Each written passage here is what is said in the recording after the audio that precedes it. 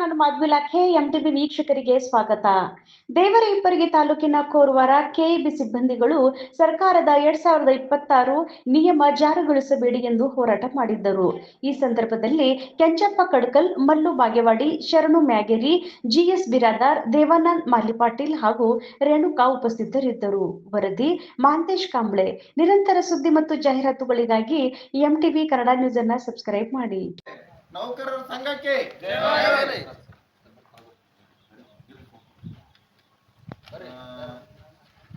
ಈಗ ಘನ ಸರ್ಕಾರ ವಿದ್ಯುತ್ ಕ್ಷೇತ್ರವನ್ನು ಖಾಸಗೀಕರಣ ಮಾಡಲು ಹೊರಟಿದೆ ಮತ್ತು ಅದೇ ರೀತಿಯಾಗಿ ಹೊಸ 2026 ವಿದ್ಯುತ್ ಕಾಯ್ದೆಯನ್ನು ಜಾರಿಗೆ ತರಲು ಪ್ರಯತ್ನ ಮಾಡ್ತಾ ಇದೆ.